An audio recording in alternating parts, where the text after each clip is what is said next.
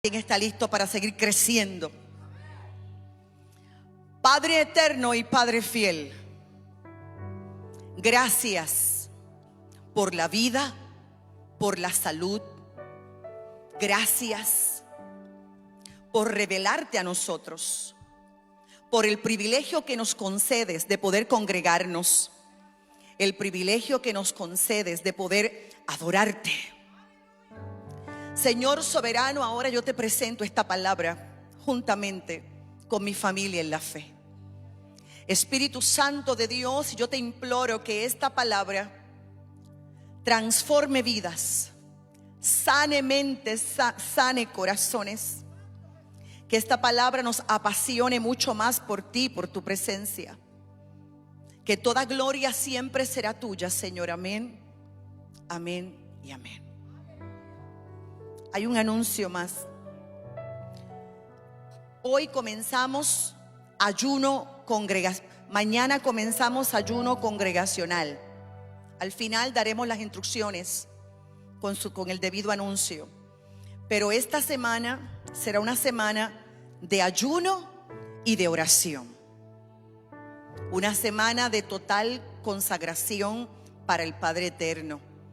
Ya nosotros lo habíamos colocado en calendario, no obstante, en el día de ayer el apóstol y profeta Ronnie Chávez nos envió una comunicación muy hermosa diciendo que el Padre lo levantó temprano y el Padre les reveló que todo aquel que ayune y ore durante esta semana recibirá un aumento de bendición, un aumento de respuestas. Repito, ya lo teníamos nosotros en calendario, pero mañana usted lo puede presentar si quiere hoy a las 12 de la noche o mañana al despertar, pero vamos a presentarnos en ayuno y oración. Regularmente el ayuno que hacemos es el ayuno que se conoce como el ayuno de Daniel, donde de líquido solamente agua y de alimentación, vegetales, ensalada, legumbres que son granos, frutas. Eso es todo. Durante una semana consecutiva, hasta el domingo próximo. Pero al final vamos a dar más instrucciones. Un día como hoy fue el último domingo que vivió Jesús como hombre aquí en la tierra. Y vamos a predicar en esta mañana utilizando Mateo capítulo 21 como referencia. Y vamos a leer los primeros 6 versos. Mateo capítulo 21 versículos 1 al 6 para la gloria del Señor. Cuando se acercaban a Jerusalén y llegaron a Betfagé, al monte de los olivos, Jesús envió a 2 discípulos. Con este encargo, vayan a la aldea que tienen enfrente y ahí mismo encontrarán una burra atada y un burrito con ella. Desátenlos y tráiganmelos. Si alguien les dice algo, díganle que el Señor los necesita, pero que ya los devolverá. Esto sucedió para que se cumpliera lo dicho por el profeta. Digan a la hija de Sión: mira, tu rey viene a ti, humilde y montado en un burro, en un burrito, cría de una bestia de carga. Los discípulos fueron e hicieron como les había mandado Jesús. Comienza el verso diciendo: cuando se acercaron a Jerusalén. Jesús ya sabía que los líderes religiosos lo estaban buscando para arrestarlo. Jesús ya sabía que los líderes religiosos querían condenarlo, querían ridiculizarlo, querían azotarlo, golpearlo. Jesús ya lo sabía, que los líderes religiosos querían entregarlo a los romanos para ser crucificado. Sin embargo, comienza diciendo que se acercaron a Jerusalén. Era precisamente en Jerusalén donde iba a ser arrestado. Era precisamente en Jerusalén donde iba a ser golpeado, donde iba a ser azotado. Sin embargo, Jesús sabiendo perfectamente que él tenía que cumplir con la asignación del Padre, toma la decisión de no huir de los azotes. Toma la decisión de no huir del arresto. Toma la decisión de acercarse al cumplimiento del propósito. Jesús tuvo la fuerza, la gallardía. Jesús tuvo la valentía, no solamente de entrar a Jerusalén, sino de cómo entrar. No entró en silencio. No entró como aquel que se esconde. Él entró de la manera más pública posible, para que todo el mundo lo viera, para que todo el mundo supiera que él estaba entrando a Jerusalén a sabiendas de que lo iban a arrestar, a sabiendas de que iba a sufrir, a sabiendas de que lo iban a golpear, de que lo iban a crucificar, y entró de la forma más pública posible. Entró recibiendo alabanzas, entró recibiendo adoración, entró de forma pública. Solamente un Dios victorioso puede hacer esto. Regularmente nosotros, los seres humanos imperfectos, tratamos de escapar del golpe, tratamos de escapar del azote, tratamos de escapar del arresto, tratamos de escapar del momento difícil. Sin embargo, a cada golpe el Padre le asigna una gloria.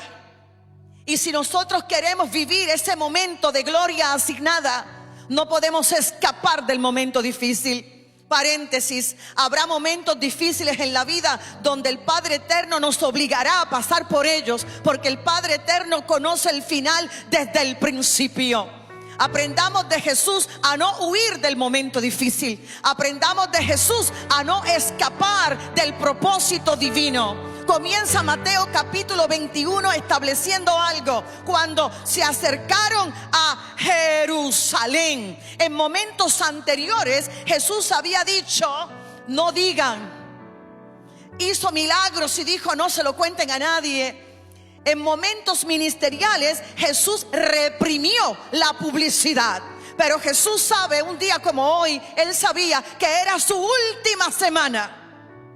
También sabía que aquellos que lo estaban alabando, aquellos que lo estaban vitoreando y gritando hosana, serían los mismos que dentro de unos días iban a gritar: crucifícale.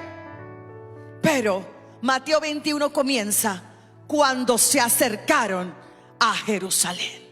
Principio número 1 en esta hora: no escapes de tu destino profético. No escapes de tu propósito. No escapes de tu asignación. Jesús no pudo haber escogido un momento más dramático que este.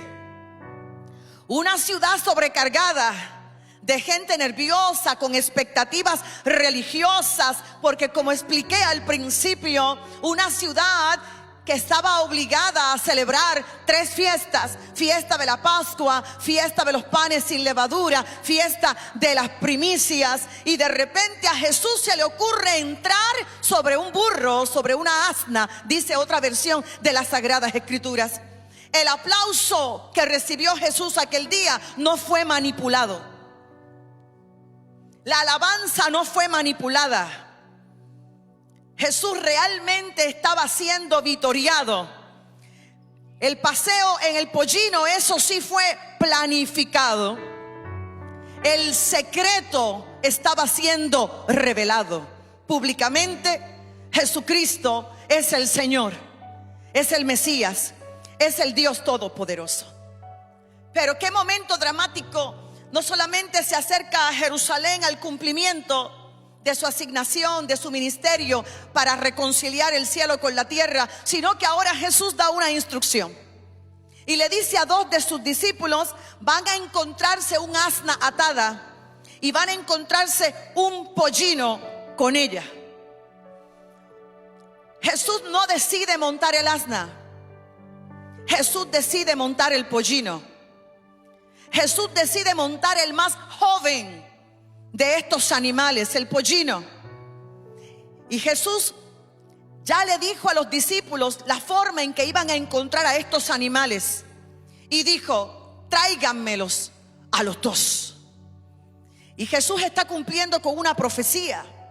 Y es que en el libro del profeta Zacarías, en el texto hebreo de Zacarías capítulo 9, Zacarías menciona un animal. No menciona dos, menciona un animal. Y si presumimos que Mateo entendía hebreo, la cita completa afirma que Jesús se montó sobre el pollino, no sobre su madre.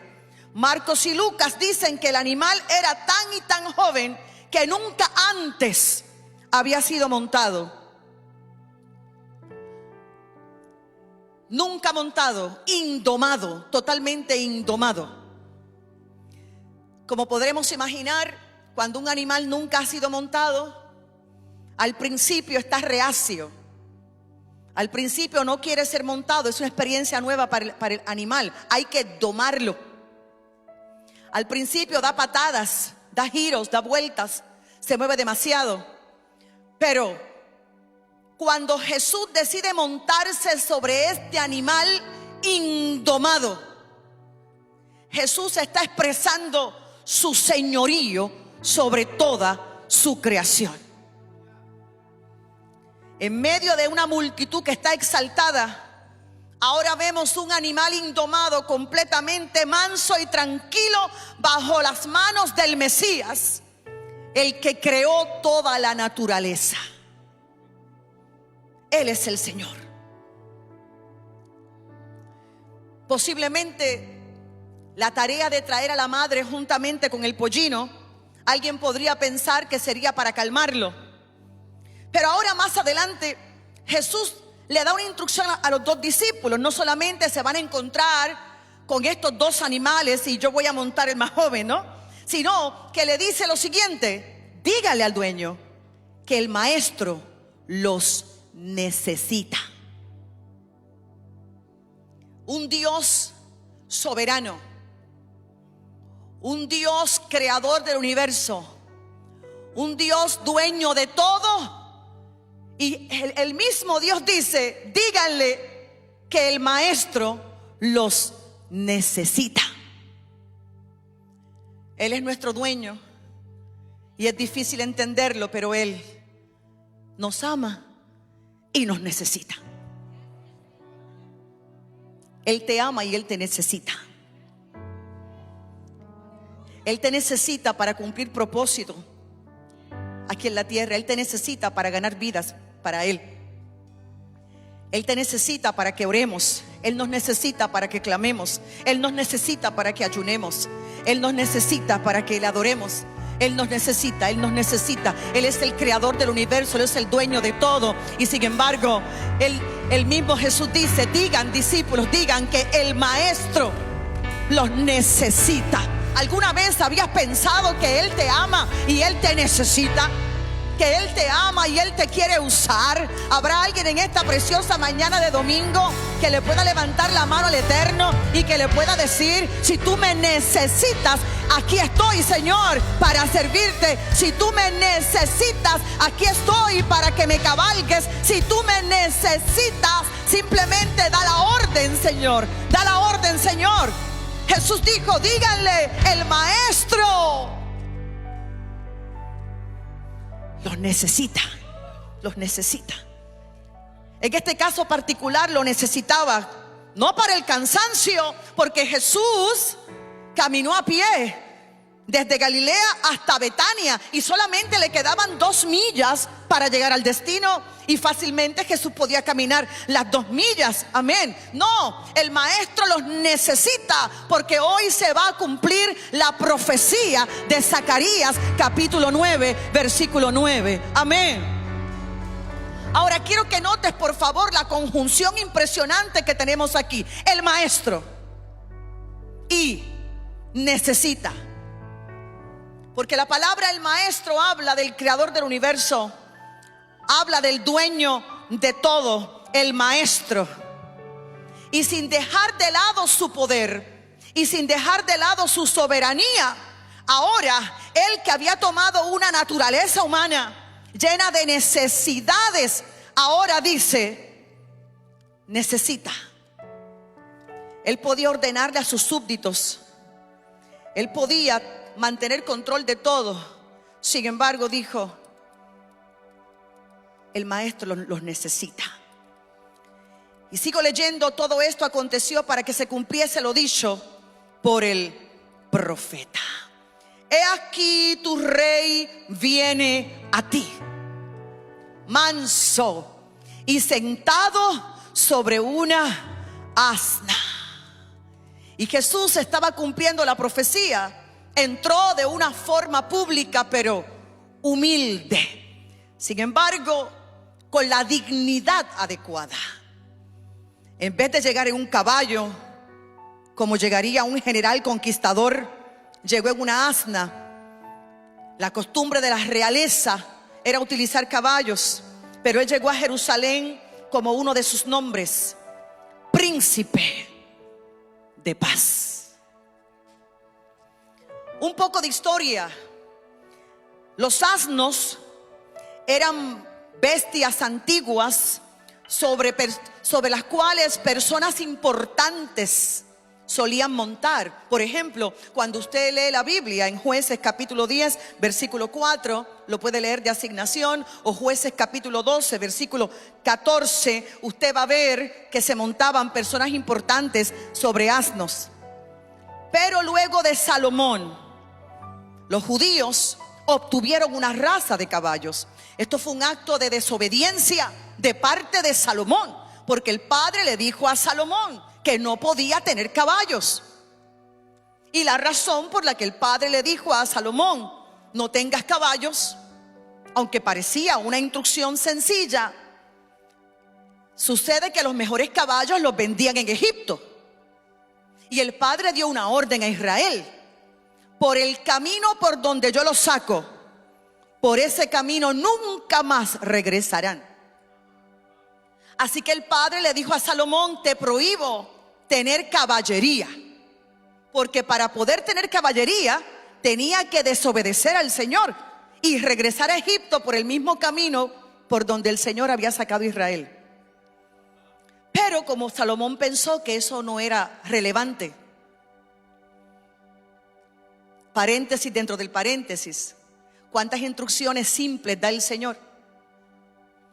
Y hay personas que piensan: eso no es nada, eso no es nada, esa instrucción es una tontería, a esa instrucción yo no voy a dar importancia, es más, no es pecado, y como no es pecado, pues lo sigo haciendo.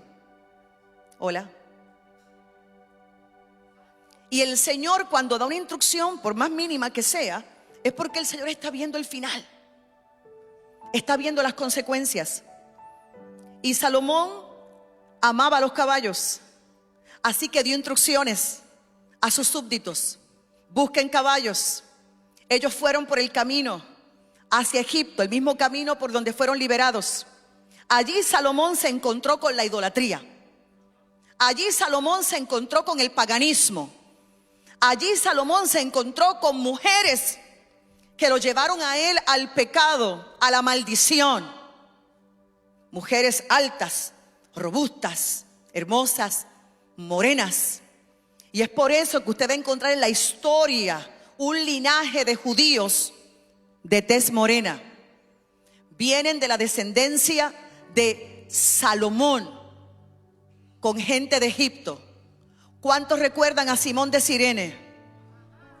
Simón de Cirene era alto, de tez morena, de pelos rizos. ¿Qué hacía Simón de Cirene celebrando la fiesta de la Pascua en Jerusalén? Y de repente, el Padre, que todo lo tiene perfectamente orquestado, provoca que un soldado fije su mirada en Simón de Cirene. Y Simón de Cirene es obligado a cargar la cruz con el maestro. Al principio Simón de Cirene no quería. Al final fue difícil que Simón de Cirene se apartara de Jesús y se apartara de la cruz. Si alguien sintió el respirar de Jesús de Nazaret mientras cargaba la cruz, fue Simón de Cirene. Si alguien tocó el cuerpo constantemente de nuestro maestro mientras cargaba la cruz, ese fue Simón de Cirene. Manos negras ayudando al Verbo a cargar la cruz hasta el monte Calvario. Antes de cerrar este paréntesis y regresar al anterior, no olvide por qué Puerto Rico está bendecido. No olvide que manos negras llegaron como esclavos a esta isla, y la historia revela que fueron manos negras, entre ellos manos judías, manos esclavas. Es por eso que cuando se hicieron los estudios en España, salió un comunicado en Puerto Rico tratando de buscar a los sefarditas, judíos radicados en España. Y aquí España hace unos años colocó el listado de todos los apellidos que provienen de judíos sefarditas, entre ellos los Hernández, Martínez, apellidos con Z, asignación. Busca el listado y verifica. Tenemos más linaje israelita de lo que usted cree. Cierro paréntesis y regreso al paréntesis anterior. Y en los tiempos de Salomón, luego de Salomón, entonces hubo una raza de caballos, por lo que solamente la gente pobre comenzó a montar los asnos. Estaban reservados para las cargas. Por lo tanto, aquí tenemos a Jesús no montado sobre un caballo, que podía hacerlo. Tenemos a Jesús montado sobre un asno. Y Jesús no solamente estaba proclamando al mundo espiritual su verdad como Mesías, sino el cumplimiento de la Escritura, el tipo de visión, el tipo de enfoque que Jesús estaba proyectando, de mansedumbre, de paz y de amor. Y a esta entrada que recordamos en una mañana como esta, se le llama la entrada triunfal. O sea, se le conoce como el triunfo de Cristo. Pero ¿cómo que la entrada triunfal? ¿Cómo que el triunfo de Cristo si todavía no ha muerto y todavía no ha resucitado? El triunfo de la humildad, el triunfo del amor, la humildad sobre el orgullo, la humildad sobre la grandeza del mundo, el triunfo de la humildad sobre la opulencia, el triunfo de la mansedumbre, el triunfo de la pureza sobre la ira, sobre toda malicia. Por eso es que se le conoce la entrada triunfal, y eso ocurrió un día como hoy, a días de su muerte, a días de su resurrección. Quiero leer, por favor, allí mismo en Mateo capítulo 21, los versos 7 al 11. Dice la palabra del Señor: trajeron la burra y el burrito, pusieron sobre ellos sus mantos, y él se sentó encima. La multitud, que era muy numerosa, tendía sus mantos en el camino, y otros cortaban ramas de los árboles y las tendían en el camino. Tanto los que iban delante como los que iban detrás lo aclamaban y decían: Hosana al Hijo de David, bendito el que viene en el nombre del Señor, Hosana en las alturas. Cuando Jesús entró en Jerusalén, todos en la ciudad se conmocionaron y decían: ¿quién es este? La multitud decía: este es Jesús, el profeta de Nazaret de Galilea. Pusieron sus mantos, tendían mantos también en el camino. Otros cortaban ramas de los árboles y las tendían en el camino. Todo esto que acabo de leer significa honra. Todo esto fue hecho para honrar a Jesús como una persona triunfante llegando a Jerusalén en la temporada de la Pascua. De hecho, este acto de cortar ramas, de colocarlas en el suelo, de quitarse las capas, los mantos, alguna pieza de ropa y colocarla. Era un acto de reconocimiento, era un acto de fidelidad, de lealtad, y era un acto de apoyo, una promesa de apoyo. ¡Qué contraste! Te prometo que te apoyo, te prometo que te respaldo. Dentro de unos días esa promesa de apoyo se iba a romper. También llevar ramas era emblemático de victoria, de éxito. Por un lado, esa multitud era gloriosa. Tenemos gente en avivamiento, tenemos gente entusiasta. Pero por otro lado, esta multitud también, ante los ojos del mundo, se veía como una multitud ridícula. Trata de imaginarlo. Es la fiesta de la Pascua, todos están celebrando la fiesta judía, y de repente llega un hombre montado en un pollino, y la gente con ramas, la gente con piezas de ropa, dándole vítores.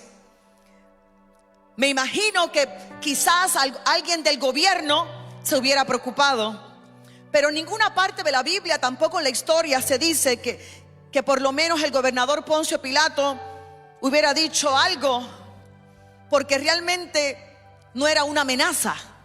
No tenían espadas, no tenían un ejército, por lo menos un ejército visible, pues los ángeles del Padre estaban allí.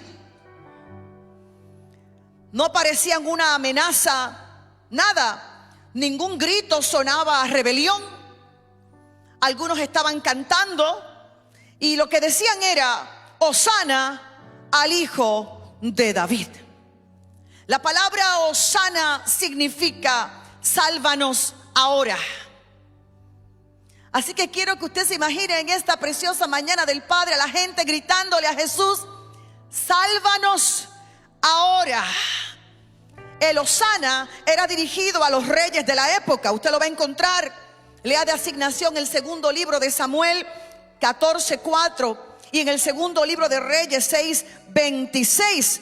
Y ellos abiertamente le están dando a Jesús el título apropiado para el Mesías.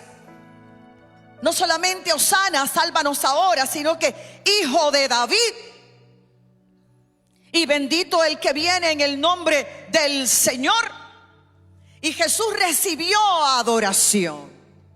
De hecho, Jesús alentó esta adoración. Hosana, sálvanos ahora. Con el tiempo se volvió en una invocación de bendición, una aclamación. Esencialmente es un clamor del pueblo por liberación, es un clamor del pueblo por ayuda en el día de la dificultad. Y ahora dice: cuando entró en Jerusalén, toda la ciudad se conmovió. Se ha manifestado una presencia sobrenatural que toda la ciudad se conmovió. Pero hay una razón más para conmoverse, y es que Jesús está demostrando algo. No le tengo miedo a los fariseos, no le tengo miedo a los principales sacerdotes. Es un Jesús diciendo: yo sé perfectamente que están conspirando contra mí para matarme, pero no le tengo miedo. Y entro abiertamente a la ciudad como lo que soy: el Mesías, el Señor. Note el contraste. La palabra del Señor, cuando habla del nacimiento de Jesús, dice que cuando los reyes magos, por llamarles así, los sabios de Oriente, fueron buscando al rey de los judíos, dice Mateo capítulo 2 versículo 3, que todo Israel se turbó. Pero ahora, cuando llega el rey, el Mesías, sobre este animal, sobre este pollino, dice que la ciudad se conmovió.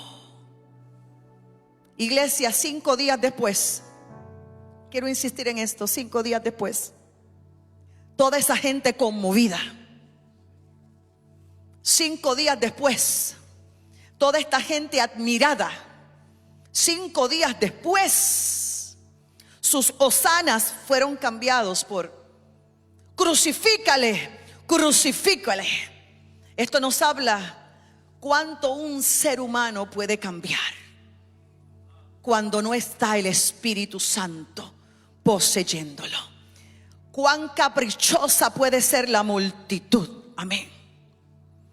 Y fue allí, antes de entrar a la ciudad, un día como hoy, Jesús observó la ciudad y dice la Biblia que lloró. Quiero leer Lucas 19, 41 al 44. Lloró. Y lloró de dolor. De dolor porque Jesús ya sabía el juicio que venía contra esa ciudad, contra esa gente. Ya cerca de la ciudad, Jesús lloró al verla. Y dijo: si por lo menos hoy pudieras saber lo que te puede traer paz. Pero eso ahora está oculto a tus ojos. Porque van a venir sobre ti días cuando tus enemigos levantarán un cerco a tu alrededor y te sitiarán. Y te destruirán por completo a ti y a tus hijos dentro de ti. Y no dejarán en ti piedra sobre piedra, por cuanto no te diste cuenta del momento en que Dios vino a visitarte. Quiero por favor llamar la atención nuestra a esas últimas palabras de Jesús llorando. No te diste cuenta del momento en que Dios vino a visitarte. Nunca pierdas el momento en que Dios llega a visitarte. Date cuenta del momento. Discierne la oportunidad que siempre Dios nos da. Y Jesús dice: no te diste cuenta del momento en que Dios vino a visitarte. Las lágrimas de Jesús están gritando algo. Cuánto nuestro Señor ama a su pueblo, a su gente. El pueblo está contento, el pueblo está alegre. Jesús quiere seguirlo viendo alegre. Así que Jesús simplemente guardó sus lágrimas para sí mismo mientras lloraba por Jerusalén. La alegría seguía esparcida todo a su alrededor. Había muchachos, dice la Biblia, con mucha alegría alrededor.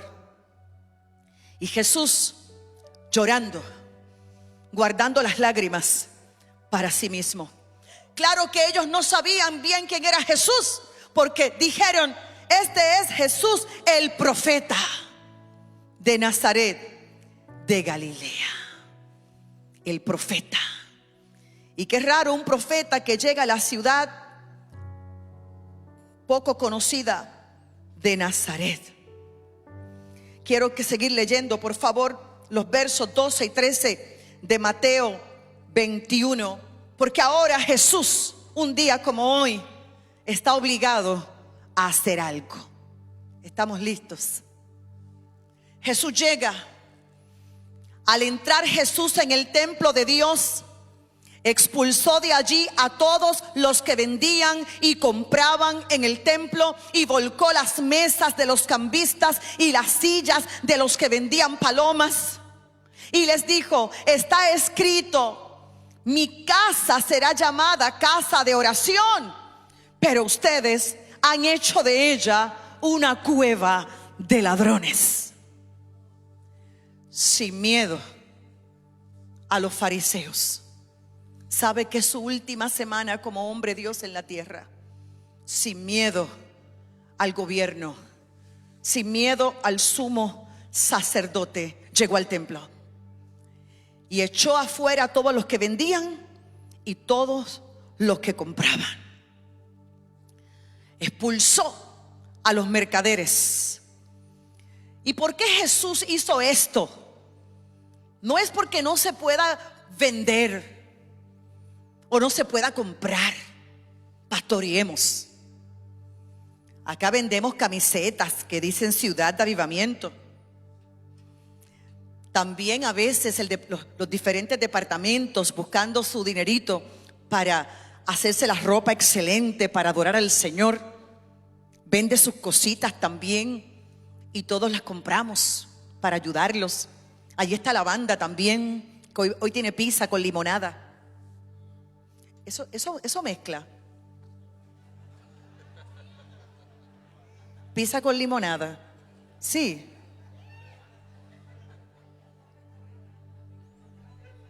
Gloria a Dios. Perdón, yo vi el anuncio, yo dije, no puede ser. Pizza con limonada. Pero cómprenlo.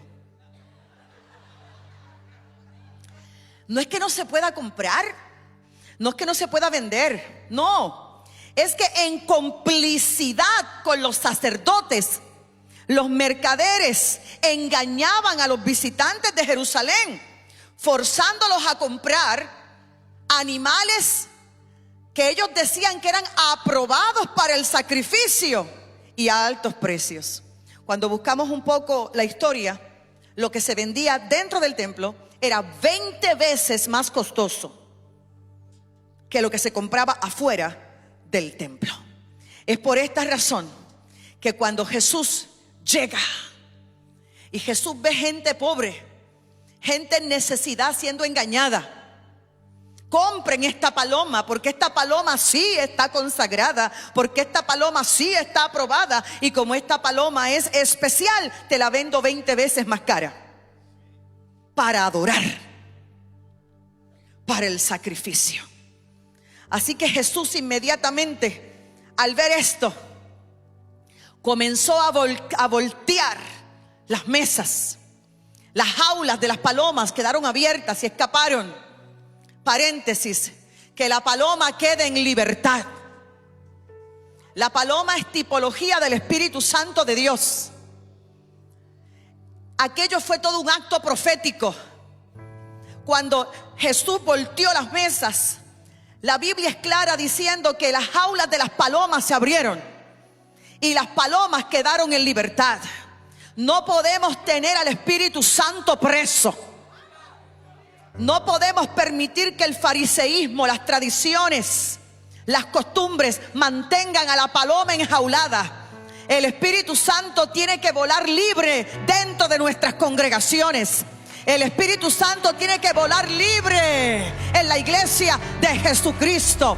Que vuele la paloma, que se abran las jaulas en el nombre poderoso de Jesús de Nazaret. Que se rompan ahora mismo las jaulas del fariseísmo, que se rompan las jaulas del legalismo, que se rompan las jaulas de la religiosidad, y que la paloma vuele libre y que el Espíritu Santo esté en control absoluto de la iglesia.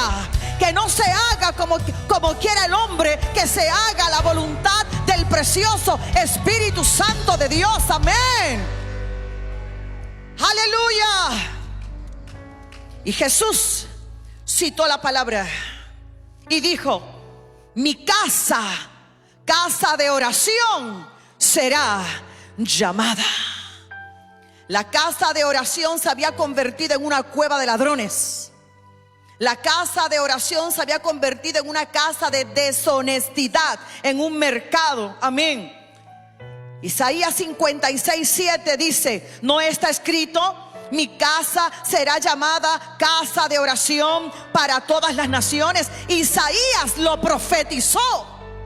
Y Jesús demandó que el templo fuese un lugar conforme a las palabras del profeta Isaías, para que gente de toda lengua y toda nación pudiera acercarse libremente para orar y para adorar.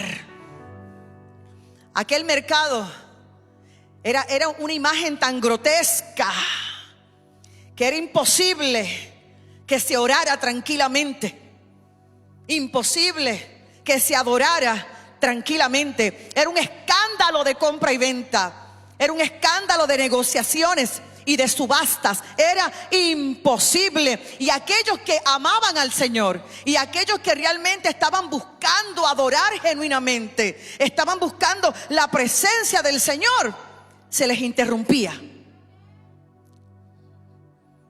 Bajito, bajito. Y nosotros tenemos que ser cuidadosos de no interrumpirle la adoración al hermano. Porque Jesús detesta las interrupciones y las irreverencias cuando hay adoración, cuando hay un romance, comunión con Él. Inmediatamente Jesús puso orden en la casa. Se acercaron a Él personas enfermas. Da la impresión que a pesar de que Jesús estaba volcando las mesas, no asustó a la gente. La gente buena, la gente que quería adorar, que quería orar, se acercó a Él. Vamos a leerlo. Mateo 21, versículo 14. Es un verso simple, breve, quiero decir. Mientras Jesús estaba en el templo, algunos ciegos y cojos se acercaron y Él los sanó. Los mercaderes se alejaron, los religiosos se alejaron, pero los ciegos y los cojos se acercaron. La acción que pudo haber parecido a muchos atrevida, cuando Jesús expulsó a los comerciantes y a los cambistas de los patios del templo, no le quitó el ánimo a los necesitados para llegar a Él. Todo lo contrario.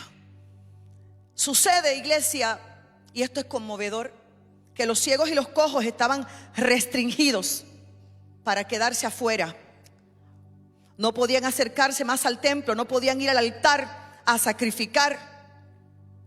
Por lo tanto, ahora Jesús se acerca a una población que Él ama, a los marginados, a los que se les impedía el paso para adorar.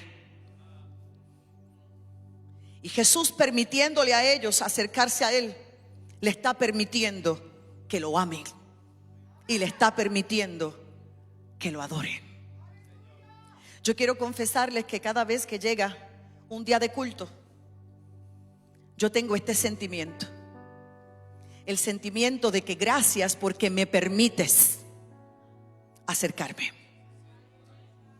Me permites llegar. Me permites adorarle. Tal vez yo entiendo este sentimiento porque por años quise congregarme y en mi casa no me daban permiso.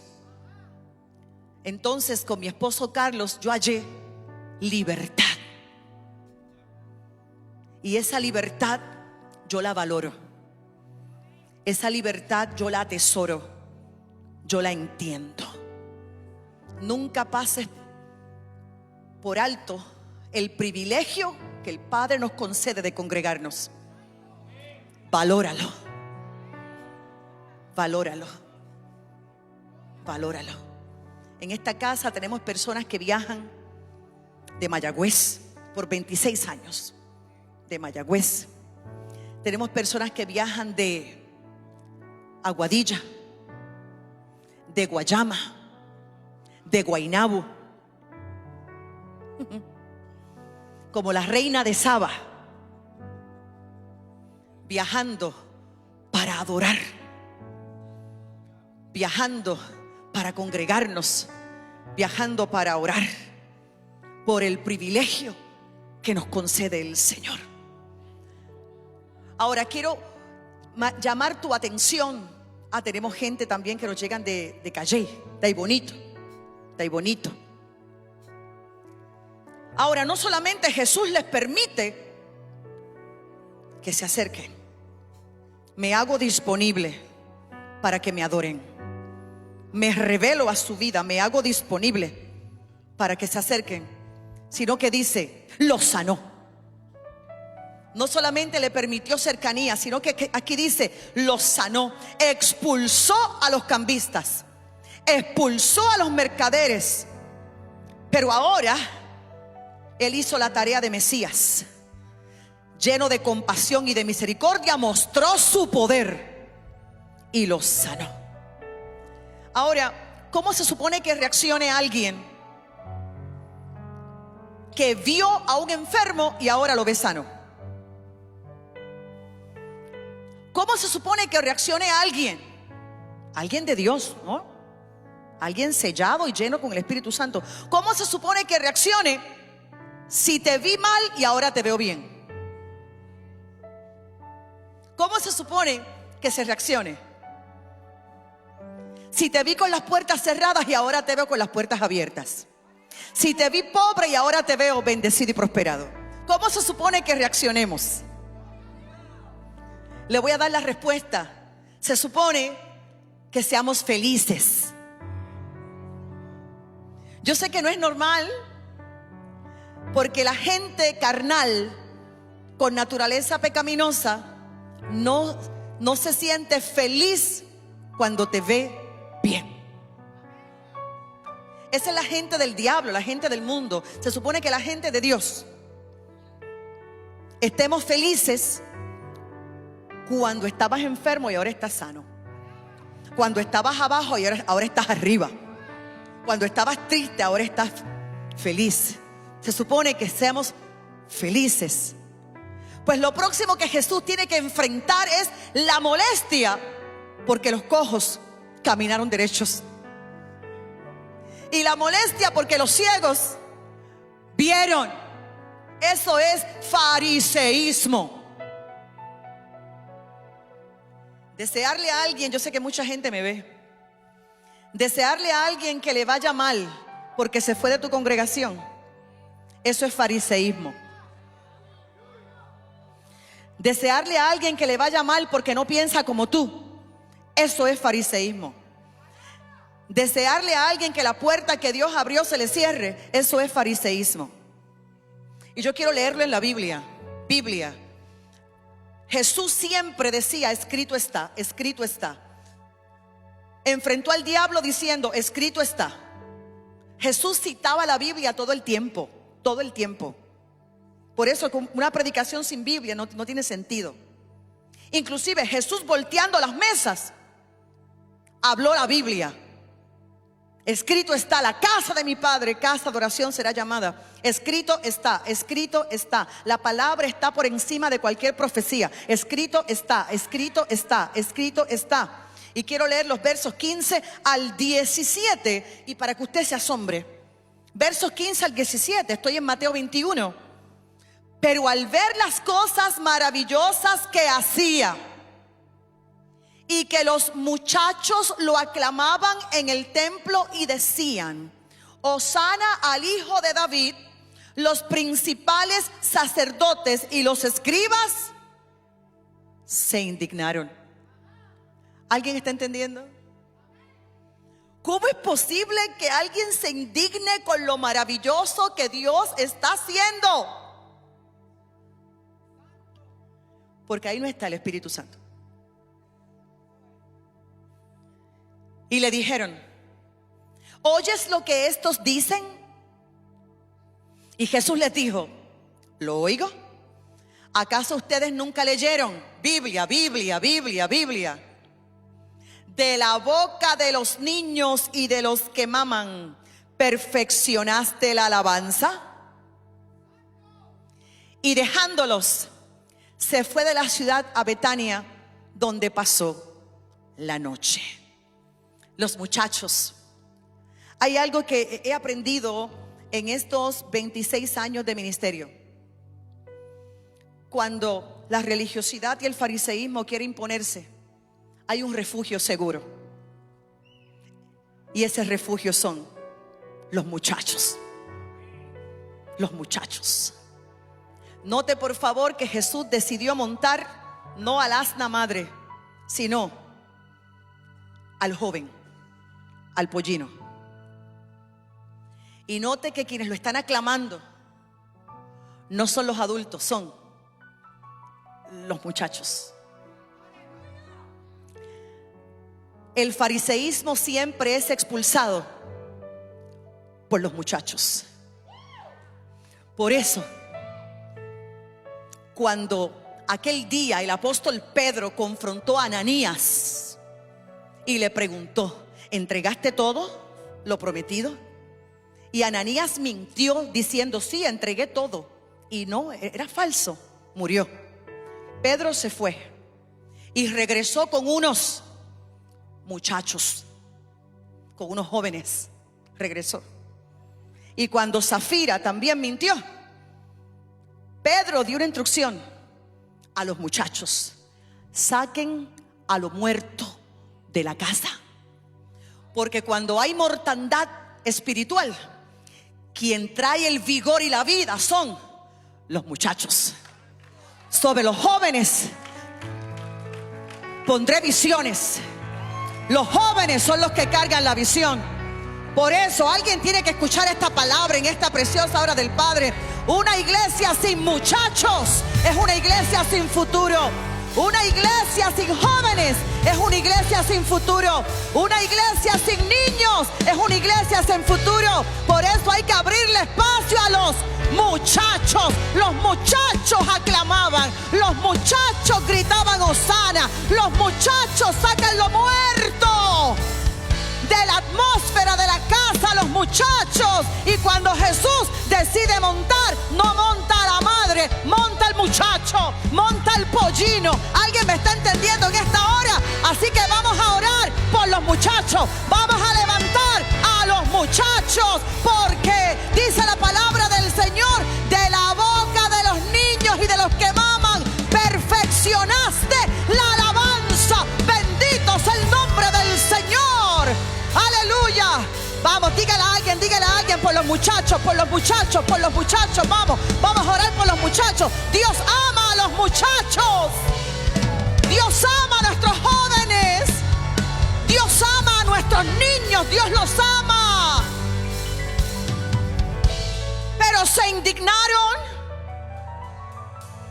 Esa fue la respuesta a las maravillas que Jesús hacía. Indignación. Esa fue la respuesta hacia la alabanza de los muchachos para Jesús en los patios del templo. La indignación. Así que usted mantenga la calma y sonría cada vez que critican a nuestros muchachos. Porque es el fariseísmo. El fariseísmo se indigna. Se indigna. La hipocresía de los líderes religiosos es evidente. La codicia y el robo en el templo no le molestaba, pero la alabanza sí. Lo repito. La codicia no le molestaba. El robo no le molestaba. Pero las ofrendas no le molestaban.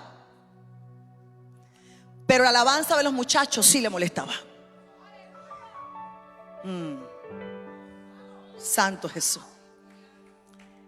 Era algo común entre los judíos que muchachos fueran contratados para hacer aclamaciones públicas, y por lo tanto estaban acostumbrados a aclamar a sus celebrados rabinos. Por lo tanto, los gritos de los muchachos no eran algo extraño en la tierra. El problema de la indignación era a quién estaban honrando los muchachos, y sin pagarle y sin ser contratados, solo por amor, solo un acto de adoración. Ese es otro tema, pero una buena enseñanza, porque una cosa es ser contratado y otra cosa es ser ministro.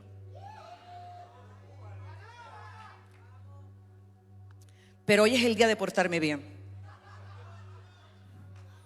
Hoy es el día de portarme bien. Sí, porque alguien me preguntó que si yo lo puedo contratar para el altar. Y yo le dije: ninguno de nuestros ministros está contratado. Ellos están llamados y ungidos. Y se quedaron asombrados con mi respuesta, Roberto. Se quedaron asombrados, mi esposo Carlos es testigo. Se quedaron asombrados con mi respuesta. Se ha tornado una moda. Y esto nos recuerda que los muchachos sí pueden tener una relación verdadera con Dios y una vida espiritual, y siguen siendo muchachos. Ahora dice: ¿oyes lo que estos dicen? Los sacerdotes y los escribas le dicen a Jesús: ¿oyes lo que estos dicen?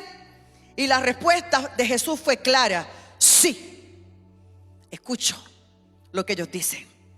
O sea, ese sí, escucho. Yo escucho a los muchachos. Sí, escucho a los niños. Yo escucho. Me voy a reservar el nombre, pero un niño de esta casa me escribió ayer a mi celular. Y voy a parafrasear. Me dijo: yo sé que todavía soy niño, pero yo necesito que usted me ayude y me enseñe a orar, porque yo no quiero dejar a mis padres solos con la carga espiritual de nuestra casa. Y yo quiero decir desde este altar sagrado a ese joven que sabe quién es, ese niño que sabe quién es, que está aquí, y a todos los que están aquí, a todos los que están escuchándome, que cuando aquellos muchachos adoraban a Jesús, los escribas y fariseos le dijeron a Jesús: ¿escuchas lo que los muchachos dicen? Y Jesús dijo: sí, escucho. Y Jesús dijo mucho más. Dijo: ¿acaso ustedes no han leído de la boca de los niños y de los que maman, perfeccionaste la alabanza? Amén. Y yo quiero decir que cuando estudiamos la reforma de la iglesia y estudiamos a Martín Lutero se sintió muy motivado, muy alegre cuando se enteró de que niños se reunían a orar. Y esto fue lo que dijo Martín Lutero: Dios los escucha. Ni el mismo diablo puede derrotarnos ahora con nuestros niños orando. Y dice la Biblia: y dejándolos salió fuera de la ciudad a Betania y posó allí. Recuerde que se acercaba la fiesta de la Pascua. Miles y miles de peregrinos se reunían en Jerusalén y era común que se quedaran en lugares cercanos, en unas aldeas circuncidantes, pero Jesús tenía dónde quedarse. Betania estaba cerca y allá vivían Lázaro, Marta, María. En el tiempo de la Pascua no se podía conseguir cuartos fácilmente en la ciudad, pero siempre la casa de Marta, de María y Lázaro estaba abierta para Jesús, y Jesús lo sabía, porque Jesús sabe dónde Él es bienvenido. Jesús sabe dónde hay habitación para Él, y Jesús sabe dónde Él se siente cómodo. Así que allí se quedó. Usted puede buscar de asignación Lucas 21:37. Voy avanzando en esta hora porque un día como mañana se levantó Jesús temprano, muy temprano. Quiero leer los versos 18 y 19. Se levantó muy temprano y voy a evidenciarlo. Cuando Jesús volvió a la ciudad por la mañana, tuvo hambre. Antes de leer el próximo, hambre con Marta en la casa. No, si Marta era una anfitriona impresionante, lo que significa que se levantó demasiado temprano, antes del desayuno, y tuvo hambre.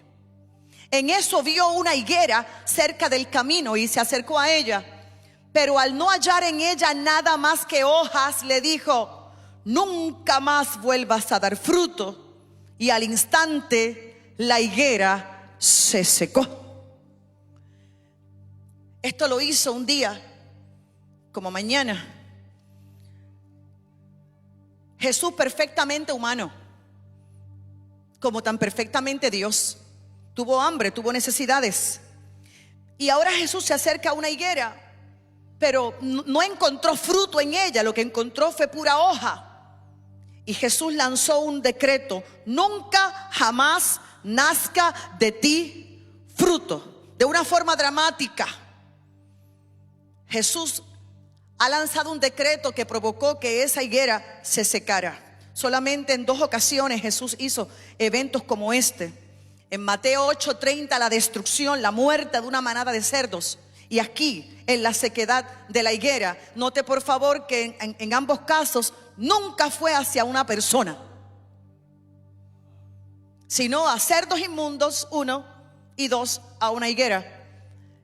Jesús es Dios y Él estaba tan claro en su asignación y en su llamado.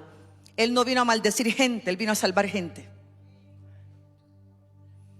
De hecho, aquel día cuando los hermanos Jacobo y Juan estaban furiosos, se le conocía como los hijos del trueno, y los hermanos furiosos le dijeron a Jesús: oramos para que descienda fuego del cielo y los destruya.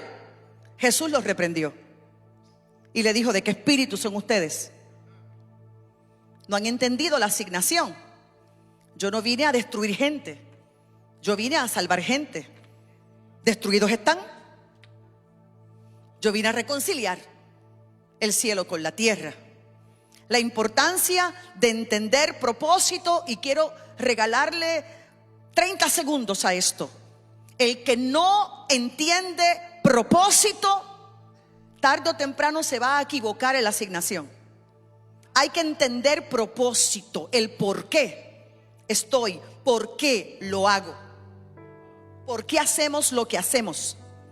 Eso es una gran ocupación. Si voy a danzar, no es enfocarme en los pasos, es a quién le danzo, qué estoy haciendo. Porque si no, nos convertimos en personas también tradicionales y religiosas, creyendo que estamos en el reino.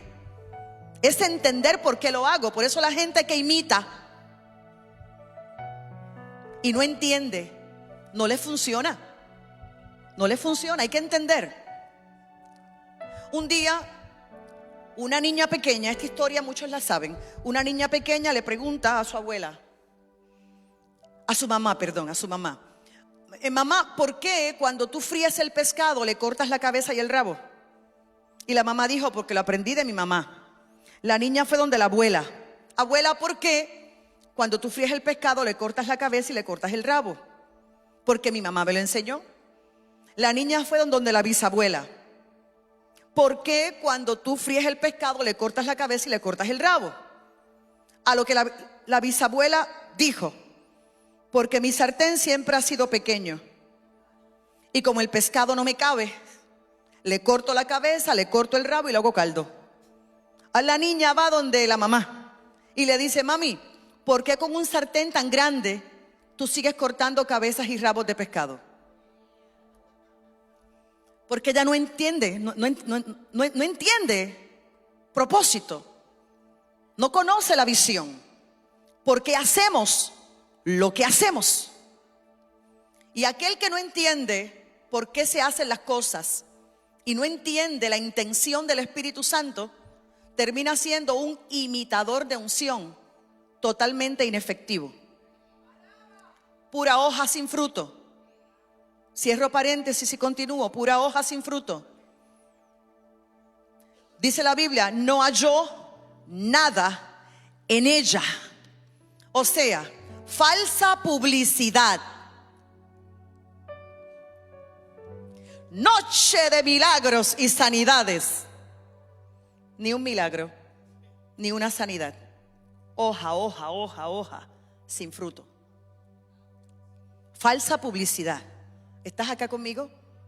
Mucho mercadeo, mucha hoja y no hay fruto. Ahora, este no debería ser el caso de las higueras. No, las higueras tienen que producir higos, tiene que haber fruto. El primer Adán vino a la higuera por hojas para cubrir desnudez, pero el segundo Adán no viene buscando hojas para cubrir desnudez. El primer Adán se acerca buscando hojas, el segundo Adán es Cristo y se acerca buscando higos. Que cuando el Señor se acerque a nuestra vida, no encuentre solo hojas. La Biblia dice: por el fruto. Nos conocemos por el fruto, por el fruto, por el fruto. Así que lo que Jesús hizo aquí es toda una profecía. Es una parábola actuada lo que Jesús hizo aquí. Jesús advirtió del juicio venidero, la desaprobación de Dios de un pueblo que es solo hoja y no hay fruto. La historia es clara y sencilla. Lo que cuenta es el fruto, no la falsa publicidad. Estás acá Inhale y exhale. Vamos a leer los versos 20 al 22. 20 al 22. La higuera se secó de forma inmediata. Cuando los discípulos vieron esto, decían asombrados: ¿cómo es que la higuera se secó tan pronto? Porque fue de inmediato. Jesús les respondió: de cierto les digo que si ustedes tuvieran fe y no dudaran, no solo harían esto a la higuera, sino que a este monte le dirían: quítate de ahí y échate en el mar, y así se haría. Y ahora Jesús está dando una clase de fe. Si ustedes creen, todo lo que pidan en oración, lo recibirán. Lo voy a releer. Si ustedes creen, todo lo que pidan en oración, lo recibirán. Y Jesús habla del poder de la fe. ¿Cómo es que se secó enseguida la higuera?, preguntan los discípulos. Y Jesús les explicó que este milagro fue el resultado de oración con fe, declaración con fe, un decreto con fe. Por eso le dice: si ustedes tienen fe y no dudan. Y entonces, ¿qué Jesús está haciendo? Jesús los está animando a activar su fe, a tener este tipo de fe. Y Jesús le está asegurando algo: si ustedes oran, mi Padre los escucha.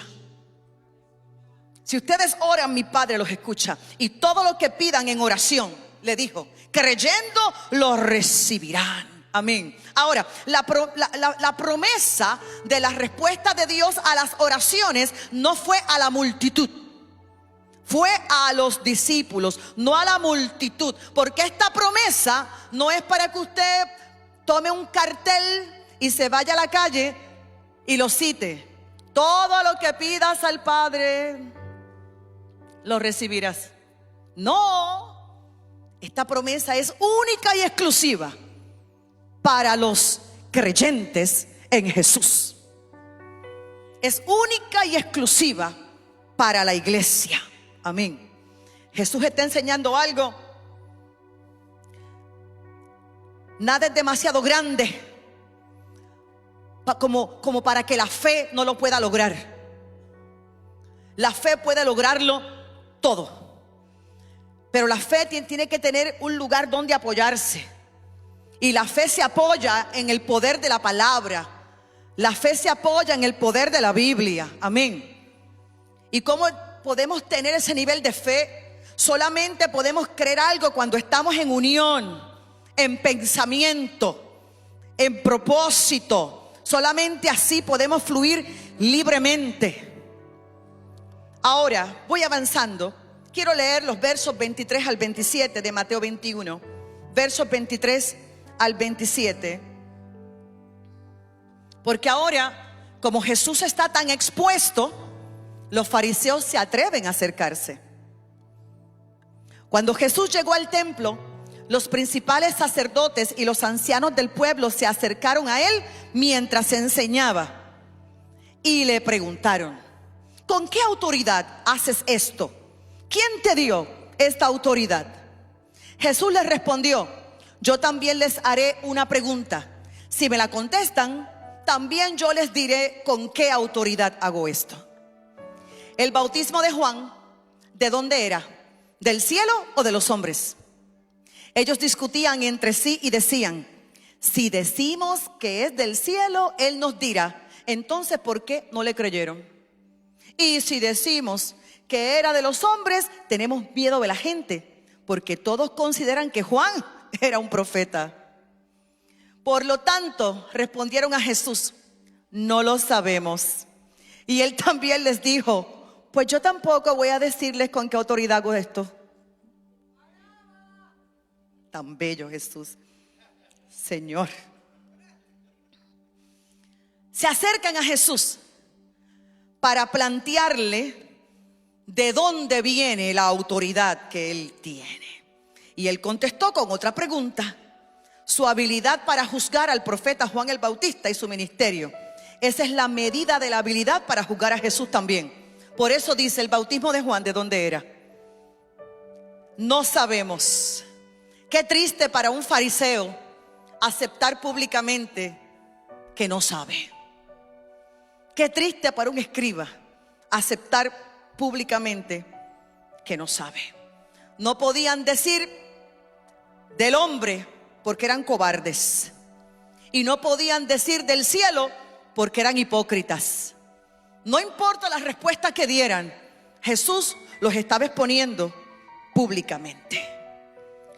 Y ahora termino con los versos 28 al 32. ¿Cuántos estamos aprendiendo? Termino con los versos 28 al 32 porque ahora Jesús narra una parábola. Jesús les preguntó: ¿qué les parece? Un hombre tenía 2 hijos y se acercó al primero y le pidió: hijo, ve hoy a trabajar en mi viña. El primero le respondió: no quiero. Pero después se arrepintió y fue. Luego se acercó al otro hijo y le pidió lo mismo. Este le respondió: sí, señor, ya voy. Pero no fue. ¿Cuál de los 2 hijos hizo la voluntad de su padre? Ellos respondieron: el primero. Entonces Jesús les dijo: de cierto les digo que los cobradores de impuestos y las rameras les llevan la delantera hacia el reino de Dios. Porque Juan se acercó a ustedes para encaminarlos en la justicia y no le creyeron, mientras que los cobradores de impuestos y las rameras sí le creyeron. Pero ustedes, aunque vieron esto, no se arrepintieron ni le creyeron. Parábola de Jesús. 2 hijos. Lo que Jesús está diciendo aquí es lo siguiente: hay 2 tipos diferentes de hijos, y los 2 viven en la misma casa, y los 2 tienen el mismo papá también, y los 2 tienen los mismos derechos también, y los 2 tienen los mismos deberes y las mismas responsabilidades. Amén. Ahora, es bueno y es correcto que papá tenga la expectativa de que mis hijos trabajen en casa. Bajito. El padre tiene la expectativa de que tú trabajes aquí, en la casa del Señor. Así que matricúlate en la escuela de recién convertido, en la escuela de líderes, en la escuela de las mujeres. Matricúlate, prepárate, entiende propósito, abraza la visión y haz algo para el reino, que aquí tenemos muchísimos departamentos, porque la expectativa del padre es que el hijo trabaje en casa. Inhalamos y exhalamos. Ahora le dice papá: hijo, ve hoy a trabajar en mi viña. Hay demasiada profundidad en estas palabras. El padre le habló a su hijo individualmente, no habló con los 2 juntos. Le dijo a uno. Hay un llamado que es individual. Estás acá. A uno. Y aunque se le hizo la misma invitación a los 2 hijos, fueron 2 conversaciones diferentes, lo que significa que hay un llamado único y particular para cada hijo, para cada uno de nosotros. ¿Estás acá? Yo lo he explicado muchas veces, pero vamos a repetirlo. Recuerda que esto no es un asunto tipo canción Rubén Blades, el padre Antonio y su monaguillo Andrés, que con Dios, conectando a uno, conectan 10. Esto es individual. Relación individual. Comunión individual. Oraciones individuales. Llamados individuales. La salvación es individual. La libertad es individual. Por eso en esta parábola Jesús se asegura que la conversación sea individual. Y el padre apeló primero a él como hijo. Le llamó hijo, sabiendo que era hijo. Amén. Y si se es hijo, se entiende que el hijo ama al padre. Y si se es hijo, se entiende que el hijo está dispuesto a hacer la perfecta voluntad del padre. ¿Y cuál fue la petición del padre? Trabaja. Entra al negocio familiar. Trabaja. Es trabajo y no juego. Es trabajo y no es diversión. Trabaja. A los 12 años Jesús dijo: en los negocios de mi Padre me conviene estar. Trabaja. Ahora, no le dijo trabaja mañana. Le dijo hoy: hijo, ve hoy a trabajar en mi viña, no un tiempo distante. ¿Y dónde vas a trabajar? En lo mío, en mi viña. O sea, le pertenece al Padre. Y si me pertenece a mí, que soy padre, a ti como hijo te tiene que importar. Inhala y exhala. Respondiendo, él dijo: no quiero. Pero luego lo pensó mejor y arrepentido fue. Es decir, se niega a trabajar para el Padre, no quiere someterse a la voluntad del Padre, pero sin embargo arrepentido fue. Es decir, hay gente que responde mal, pero lo hace bien. Por este lado. Hay gente que responde mal, pero lo hace bien. Como mis niñas cuando eran pequeñas. Recoge el cuarto. ¡Ay, Dios! Ahorita. Y yo empezaba. 1, 2. ¡Ay, Dios! Pero cuando yo iba a la hora estaba limpio. Respondió mal, pero lo hizo bien. No hay problema. ¿Y helado? Ahora Jesús dice que hay otro hijo. Y este es pura hoja. Este le dijo: sí, claro, yo voy. Sí, mucha palabrería, mucha imagen, yo voy. Y no fue. Y ahora Jesús hace una pregunta. Este segundo hijo respondió correctamente. Y de hecho lo hizo con respeto, porque le llamó a su padre Señor. Pero no hizo lo que tenía que hacer. Entonces dijo Jesús: ¿quién hizo lo correcto? Recuerde que esto fue una conversación a días de él ir a la cruz del Calvario. Hay mucha gente dentro de la iglesia como el segundo hijo. Admiten que Dios es real. Admiten que la palabra de Dios es verdad. Tienen la intención de tomarla en serio algún día. Hablan de hacer la obra del Padre. Mantienen apariencia externa de religión. Aman las posiciones y los títulos, pero sus corazones no están bien con Dios. Y piensan que las palabras y las promesas son suficientes. Y las palabras y las promesas no son suficientes. ¿De qué me sirve decir que amo al prójimo y cuando salgo en unos minutos allá afuera y veo un deambulante, no le extiendo la mano? Ahora, el segundo hijo dijo: yo iré, Señor, pero no fue. Hay gente que habla de arrepentirse, pero no se arrepiente. Hablan de creer, pero nunca creen. Piensan en someterse, pero nunca se someten. Jesús pregunta: ¿cuál de los dos hizo la voluntad del Padre? El punto que Jesús quiere traer antes de ir a la cruz del Calvario es claro. Lo que importa no es hablar bonito, lo que importa es vivir para Dios. Y Jesús se lo quiso enseñar a los discípulos. Por eso cada vez que escucho a alguien decir: es que yo no sé orar bonito como oran ustedes. No ores bonito, vive bonito. No ores bonito, vive bonito.